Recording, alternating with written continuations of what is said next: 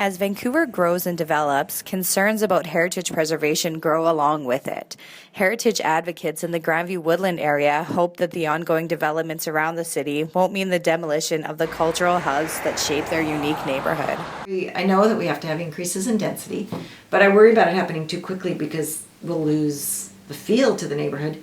While some properties, such as the Culch and the York Theatre, have been restored and offer protection from the city, the futures of others is still uncertain. Well, and Vancouver does so much tearing down. Whenever I'm sitting in the Orpheum, I think we almost lost this. Jill Kelly isn't the only one concerned about what development will mean to the preservation of heritage in Grandview-Woodland.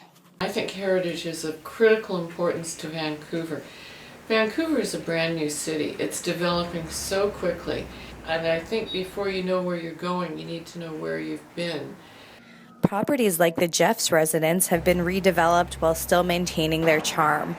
However, the onerous nature of the Heritage Revitalization Agreement often has developers taking an easier route. City Councillor Heather Deal talks with members of the Grandview Heritage Group about the city's updated Heritage Action Plan. Tools that we have and see where we could strengthen them and where we could learn from other cities. And they came back with a 14-point plan. Right now it's in fact easier to get a demolition permit than to get an HRA. And we're well aware of that, and we're giving direction to staff here to make it easier to actually get the HRA than a demolition permit. You know, I was really pleased to hear that the HRAs were going to be streamlined, because now you have to have passion for wanting to preserve a house under the Heritage Revitalization Agreement. Another point of the plan that Deal touched on was identifying existing cultural spaces.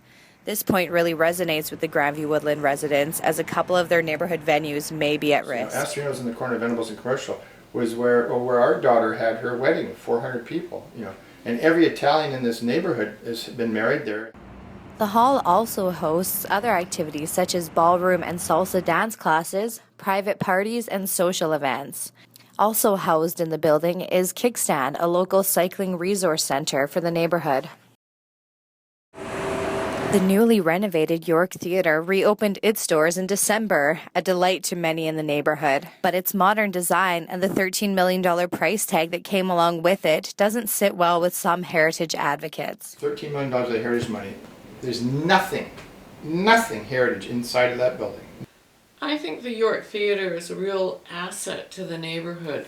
I think it's a mistake to refer to it as a heritage building.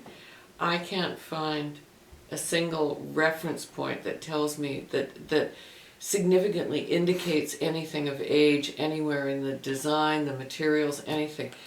Restoring older homes that remain in good condition could also reduce the cost of building materials. Well, and this is old growth that this stuff was built with.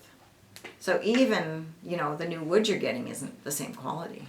Quarter sawn oak, all the rest of the paneling is Douglas fir. So these houses are sort of a monument to the ancient forest, which is 99% gone now. Another benefit of heritage restoration is the reduction of waste. A huge chunk of what goes into the landfill is the demolition.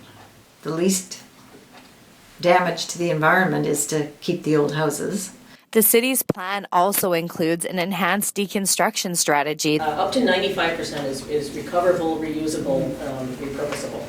And especially with heritage, if we're going to lose a building, which we never want to do, let's at least save, the windows and some of the really important pieces of it.